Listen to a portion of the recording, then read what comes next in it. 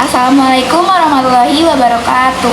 Halo teman-teman, nama aku Nita Rosdiana dari 12 MIPA 1. Jadi di sini aku bakal menceritakan salah satu tokoh ilmuwan perempuan yang bernama Marie Curie. Let's get started.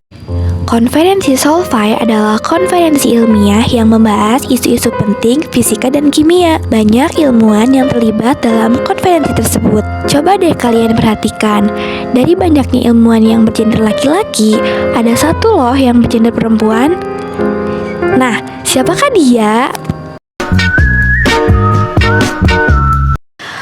Maria Salomea Skłodowska lahir pada 7 November tahun 1867 di Warsaw, Polandia. Ia merupakan anak bungsu dari 5 bersaudara. Ia lahir dari pasangan sederhana yang berkecimpung di bidang pendidikan. Ayahnya, Władysław Skłodowski, adalah seorang guru matematika dan fisika. Sedangkan ibunya, Boguska, merupakan seorang kepala sekolah di sebuah sekolah khusus perempuan. Masa kecil Marie Curie diselimuti dengan keuangan yang terbatas. Hal ini dikarenakan Marie tinggal di daerah yang dikuasai oleh Rusia pada saat itu. Keluarganya harus kehilangan harta. Apalagi ayah Marie dikenal sebagai seorang warga yang pro-Polandia. Tidak hanya menghadapi masalah keuangan, Marie juga harus kehilangan ibunya yang menderita tuberkulosis ketika ia berumur 10 tahun. Marie Curie pertama kali masuk sekolah di asrama Jaskorska pada umur 10 tahun. Kemudian, ia melanjutkan pendidikannya di gimnasium untuk anak perempuan dan lulus pada tanggal 12 Juni tahun 1883. FYI, pada masa Marie Curie, sistem pendidikan di Warsaw sangat dipengaruhi oleh kondisi politik dan sosial pada saat itu. Jadi, Marie Curie menempuh pendidikan secara informal. Lalu, ayahnya, Władysław Skłodowski, sering sekali mengajaknya untuk belajar bersama.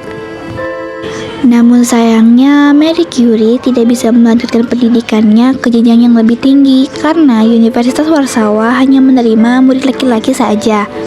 Namun, semangat Marie untuk belajar tetap membara. Buktinya, Marie aktif mengikuti kelas bawah tanah atau kelas yang tersembunyi dari radar Rusia. Untuk mencari uang, Marie bekerja sebagai guru dan pengasuh. Di sela waktunya, ia selalu menyempatkan diri untuk belajar fisika, kimia, dan matematika.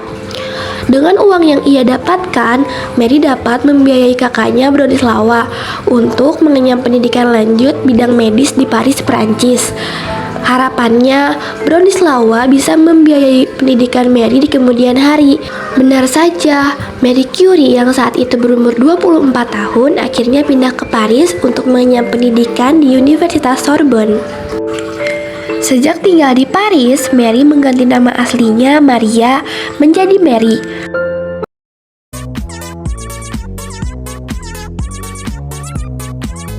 Makanya hingga sekarang kita mengenal wanita hebat ini dengan nama Marie. Selama belajar di Paris, Marie benar-benar bersemangat belajar fisika dan matematika.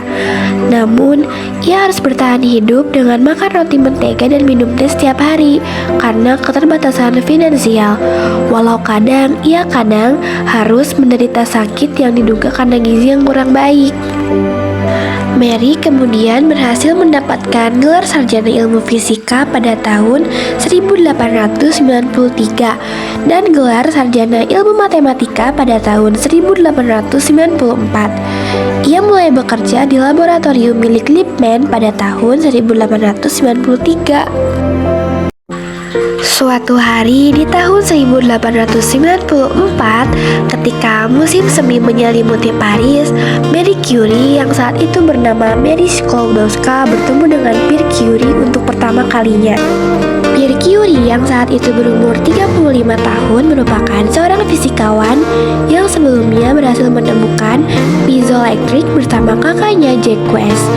Dari pertemuan antara Marie dan Pierre, bisa ditebakkan gimana Marie mendapatkan nama belakangnya Curie. Pierre yang terpesona dengan kecerdasan dan passion Marie memberanikan diri untuk melamar Marie. Mereka kemudian menikah pada tanggal 25 Juli tahun 1895. Mereka dikaruniai dua anak perempuan, yang pertama Irene Joliot Curie dan yang kedua F. Curie. Mereka banyak melakukan penelitian yang saling mendukung. Nggak makan waktu lama, hanya 3 tahun saja, sampai akhirnya dua sejoli ini berhasil menemukan sesuatu yang sangat penting bagi dunia ilmu pengetahuan dan kesehatan. Apakah itu? Pada tahun 1896, ilmuwan Henry Becquerel secara gak sengaja berhasil menemukan bukti radioaktivitas pada garam uranium ketika sedang meneliti X-ray. Dengan ini, Henry Becquerel menjadi penemu pertama yang menemukan bukti radioaktivitas. Penemuan ini kemudian mendorong dua Curie untuk meneliti mineral lebih lanjut. Mary melakukan sebuah eksperimen dengan sinar uranium. Hasilnya, Mary menemukan bahwa sinar uranium bersifat konstan, dalam arti enggak terpengaruh bentuk atau kondisi uraniumnya. Dengan penemuan ini, Mary berhipotesis bahwa sinar konstan itu berasal dari struktur atom unsur. Fenomena ini kemudian disebut Mary sebagai radioaktivitas. Marie Curie yang tertarik dengan penelitian mineral kemudian mulai meneliti berbagai mineral. Dari penelitian tersebut, Mary menemukan terdapat biji mineral yang belum diketahui atau dikenali. Yang jelas, biji mineral tersebut mengandung kadar radioaktif yang tinggi. Bersama dengan suaminya, Mary akhirnya menemukan unsur baru yang disebut polonium pada tahun 1898. Mary sendiri yang memberi nama tersebut untuk menghormati tempat asalnya, Polandia. Di tahun yang sama, Mary juga berhasil menemukan radium. Berkat hasil penelitiannya ini, Marie Curie berhasil mendapatkan gelar Doktor Ilmu Pengetahuan atau dalam bahasa Inggris Doctor of Science pada tahun 1903. Selain itu, ia juga dianugerahi penghargaan Davy Medal of the Royal Society bersama dengan suaminya Pierre Curie. Pada tahun 1903, dua Curie berbagi dengan Henry Becquerel untuk penghargaan Nobel Fisika. Hadiah penghargaan ini didapatkan mereka atas jasa-jasa mereka dalam penemuan dan penelitian radioaktivitas serta elemen polonium dan radium. Pada 19 April tahun 1906, sebuah kecelakaan maut menimpa suami Mary tercinta. Di tengah hujan, Pierre terpeleset di jalan dan kepalanya terlindas roda kereta kuda yang sedang melaju. Pierre kemudian meninggal dengan keadaan tengkorak yang retak. Pada 13 Mei tahun 1906, ia juga mengisi posisi jabatan profesor di Sorbonne yang ditinggalkan oleh suaminya. Mary terus melanjutkan karirnya sebagai ilmuwan dan profesor. Di tahun 1914 dibangun laboratorium Institut Radium di Universitas Paris. Pada tahun 1911, Mary diberkahi penghargaan Nobel Prize di bidang kimia atas penelitian isolasi radium murni. Selama Perang Dunia ke-1, Mary dengan dibantu putrinya Irene mencurahkan waktunya untuk mengembangkan penggunaan X-radiografi. Dia memperjuangkan penggunaan mesin X-ray portable di medan perang, dan kendaraan medis itu mendapat julukan Little Curies. Unit tersebut sering dioperasikan oleh wanita yang dilatih oleh Curie sehingga dokter dapat melihat tulang yang patah dan peluru di dalam tubuh tentara yang terluka. Marie Curie yang sangat tekun dalam penelitiannya terlalu sering melakukan kontak langsung dengan unsur-unsur yang bersifat radioaktif. Diduga radiasi dan sinar radium memberikan dampak buruk terhadap kesehatannya. Ternyata selain bisa menyembuhkan kanker, radiasi juga bisa menyebabkan kanker dan penyakit lainnya. Pada tanggal 4 Juli tahun 1934, Marie Curie meninggal dunia dengan kondisi didiagnosa mengidap anemia aplastik. Ia kemudian dikuburkan bersama dengan suaminya di Perancis. Peti mati Marie Curie dibungkus dengan 3 lapis timah karena tubuhnya bersifat radioaktif. Begitulah bagaimana dunia kehilangan sosok wanita hebat yang sungguh tekun dan cerdas setelah berhasil mempersembahkan penemuan yang bermanfaat bagi umat manusia.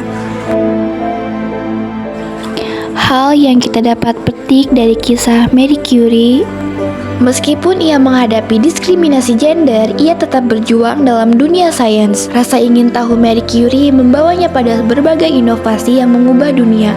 Salah satu penemuan terbesarnya adalah radioaktivitas. Ia berhasil mengisolasi dua unsur radioaktif baru, yaitu polonium dan radium.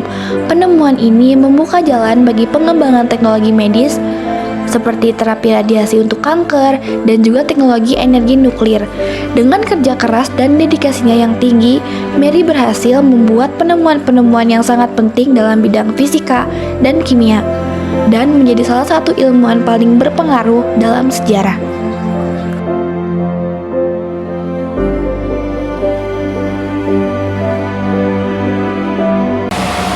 Nah guys, terima kasih sudah menonton. Jangan lupa like, share, and subscribe. Bye-bye.